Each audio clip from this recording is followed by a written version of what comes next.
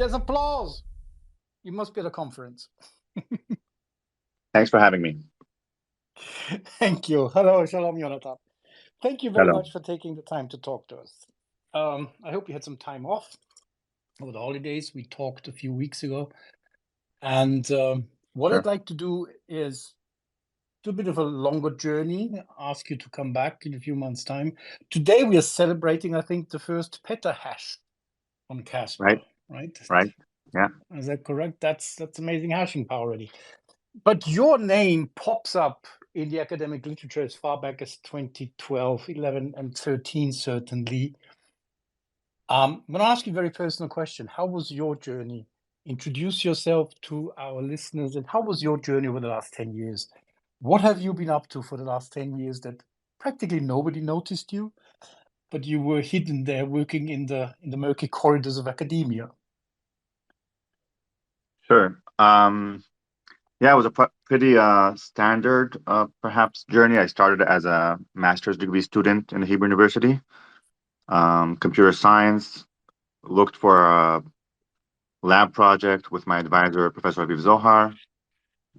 He offered Bitcoin. He suggested a research question regarding the latency. It was very early on. It was before any paper, almost any academic paper on Bitcoin was released. There was only one, the Red Balloon papers by Aviv Zohar and his colleagues. And he basically sent me the Bitcoin white paper, asked me to read it, and he suggested the question of the latency. Why was the 10 minutes block interval proposed, set, and how things change while this is reduced. And since then, this was basically what I was investigating, researching with Aviv and others for, among other questions, until now.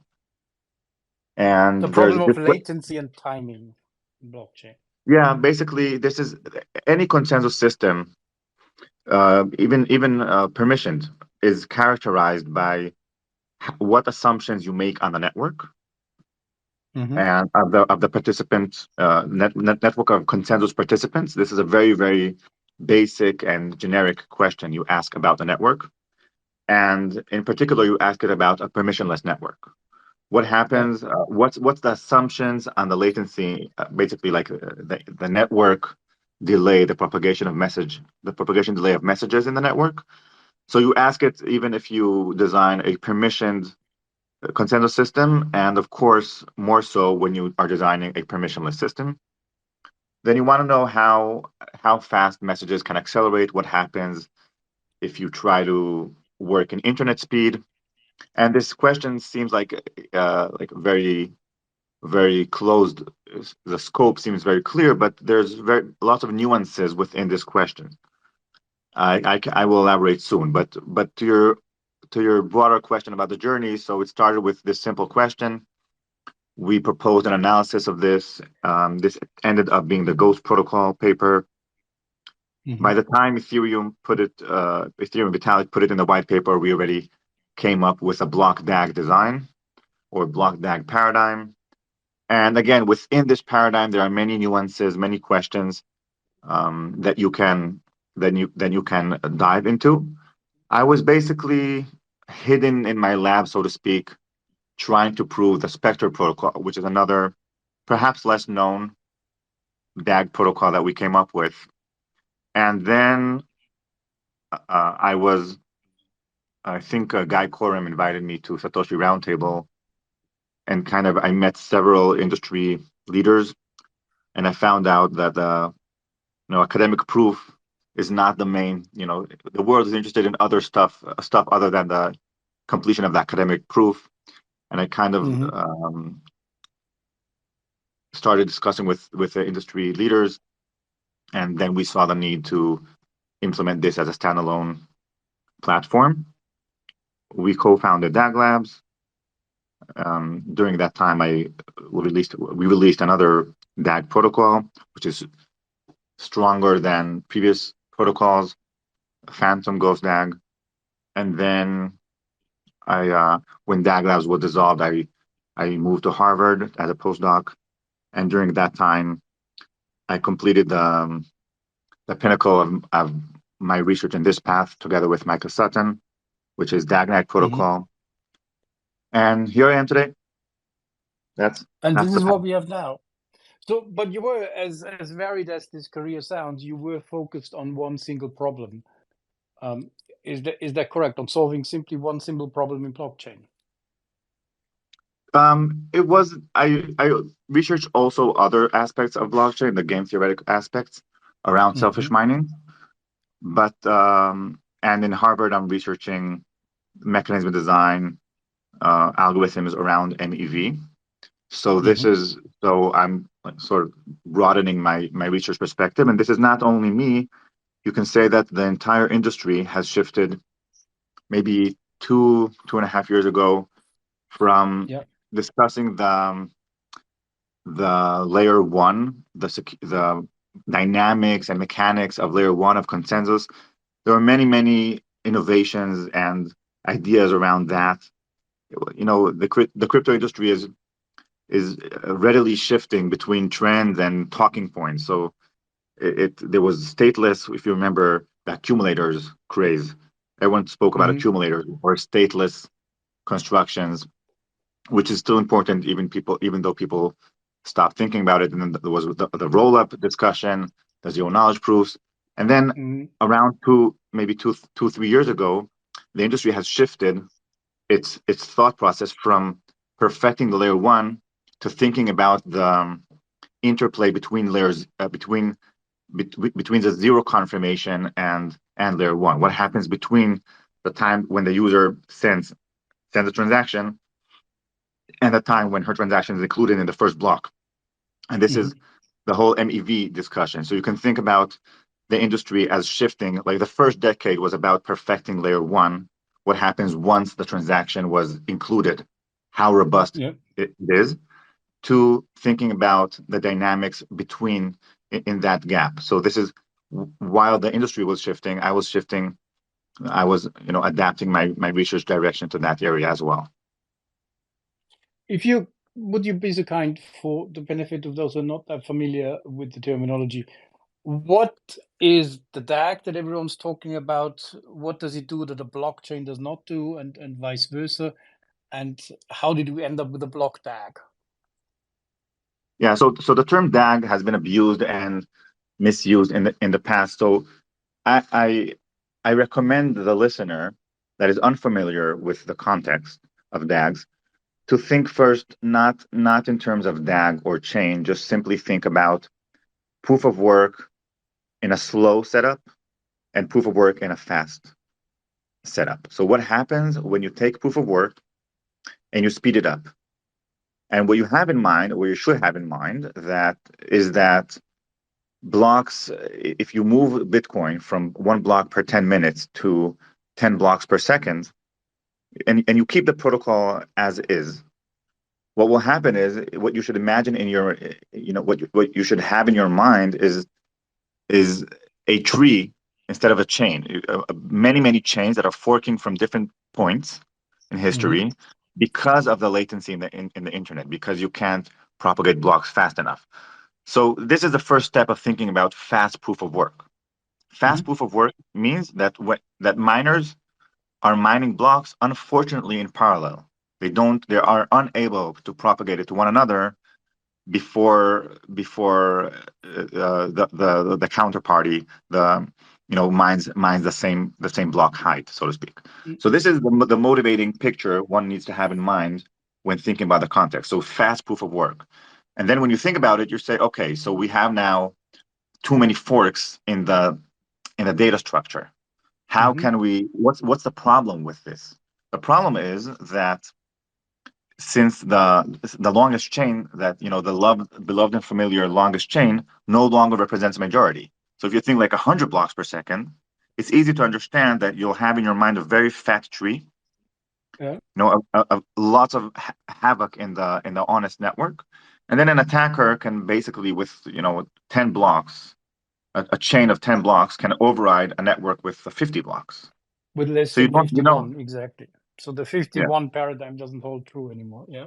yes, you don't need a majority of the hash rate in Correct. order to overcome an asynchronized network of honest miners. That's what you need to have in mind.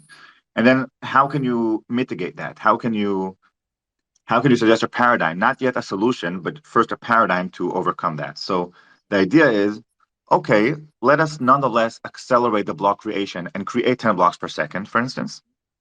And instead of having each miner stick to their own chain, which causes the network to fragment across different chains, you ask miners to acknowledge all chains, all chain forks, all chain tips that they see, even though there's still disagreement about the main one or the first one. But while there's disagreement, you want the miners to acknowledge each other's chains, so to speak. And when you want to formalize the resulting data structure, it's called a directed acyclic graph or simply a DAG. Yeah. It's basically every miner points at all chains, all forks that it sees. And now it's very clear when you think about it like this, it's very clear that DAG does not solve anything yet. It's just the correct way to frame a paradigm in which you might be able to solve it. But if in this paradigm you can create still bad protocols or insecure protocols, it's not that the paradigm itself solves anything. It's just clear that if you want to be able to solve something, you have to instruct miners to reference all chains, all forks that they see. The resulting data structure is a DAG, which might include many, many conflicts. And then you need to find a protocol to make order of this DAG in a way that recovers the same properties that the longest chain has. Okay? What properties does the longest chain have? You know that the regular properties that as many blocks pile atop your transactions, you are safer, right? And you're very fast. 6 blocks, 1% error. 10 blocks, 1/1000th of a percent. So you want the same dynamic, but with a more messy graph. At what speed are we now with Casper, and where is it going? Currently, the speed is numbers. Yeah. So currently, the speed is 1 block per second. Yeah. And we are going to speed it up gradually until we reach the limit of. So there's several limits here. One limit is at a certain stage, it's no longer beneficiary to accelerate the block rate from the UX perspective. So a user really doesn't mind 10 blocks per second or so there are different numbers. You have different gains from accelerating the block creation. We estimated currently between, I guess, around 30 blocks per second. That's a back of the envelope calculation of where there's no additional gain. But so we'll do it gradually. Don't catch me on this word, but we will do it gradually until around 30. Well, the hash rate, the number of people mining is certainly exploding.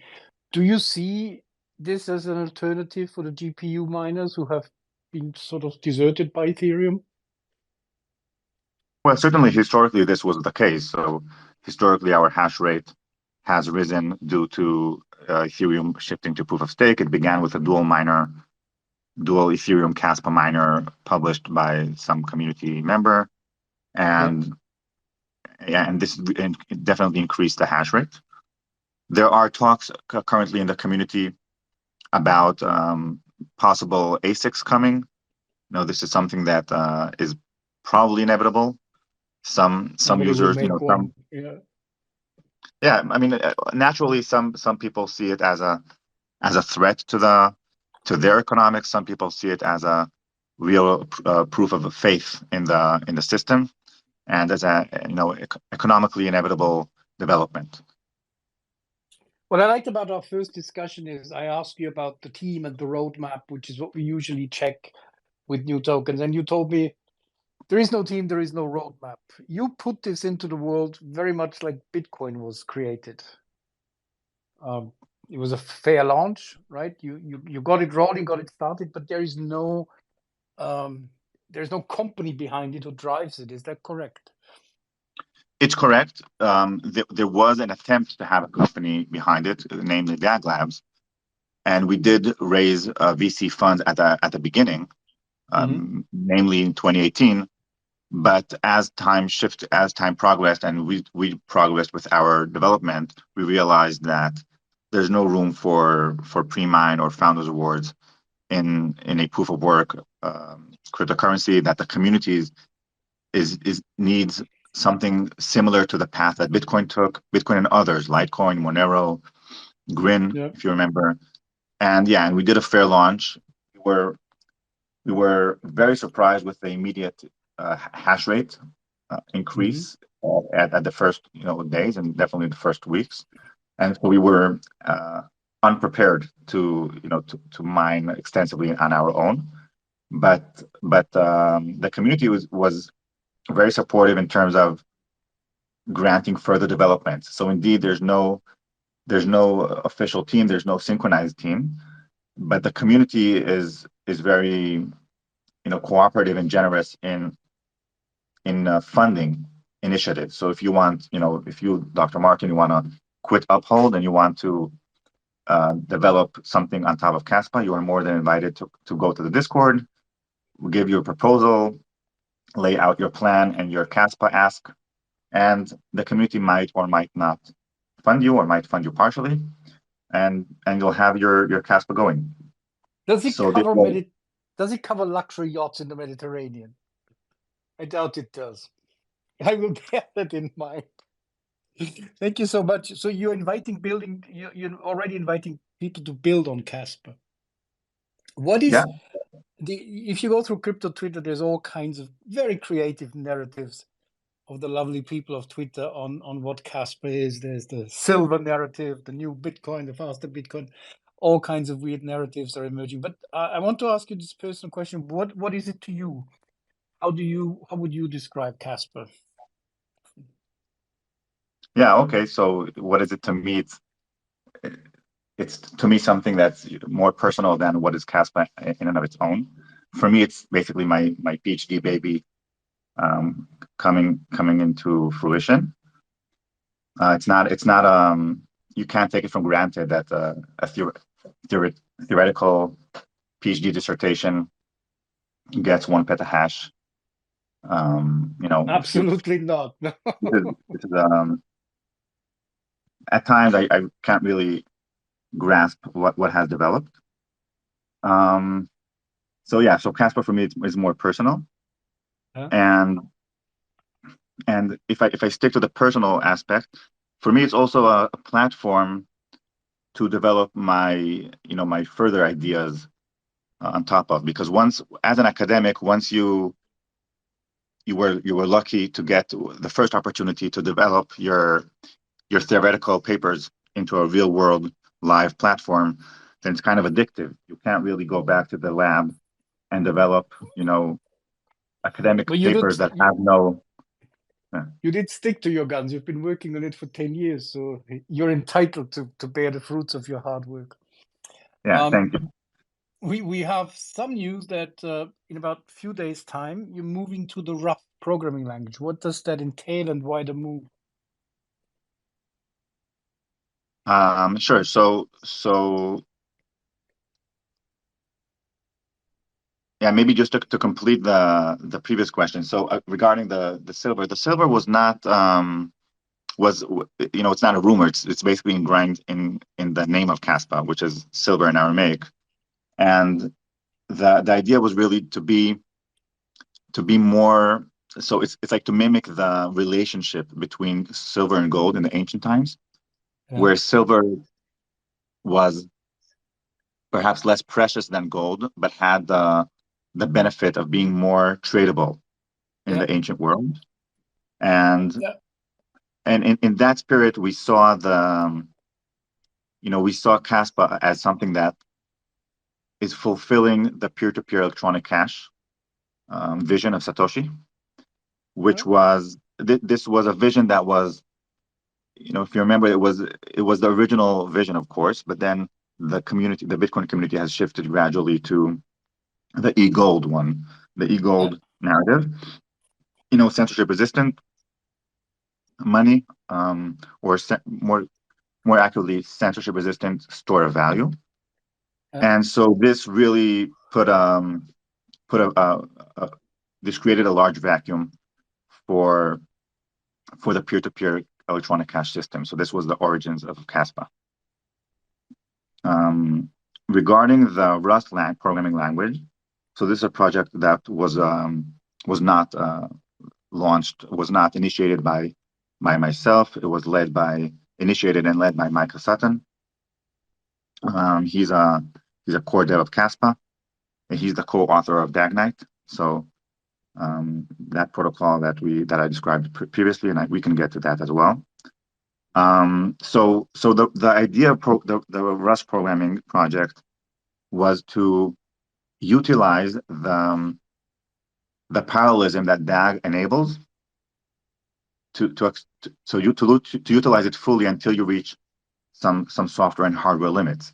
The current system that I described is theoretically can be accelerated to 10 blocks per second until 30 blocks per second and further, but the current code base, before Rust, was written in Golang on top of a fork of BTCD, and the code base itself was not performant. Mm-hmm. So we couldn't accelerate it to the required limits. So that was a project that was led by Sutton. I believe it took maybe between a half a year and a year. I can't recall exactly, but this is coming to completion very soon, and this will enable us to hard fork and upgrade to accelerate the block rate. Fantastic. Yonatan, thank you so very much for joining us. Let us do this again when we have important news on either side. Sure. Thanks a lot for having us. Thank you so much. Thank you, everyone, for listening. This was April 13th. Have a good last day of the week and a great weekend. Bye, everyone.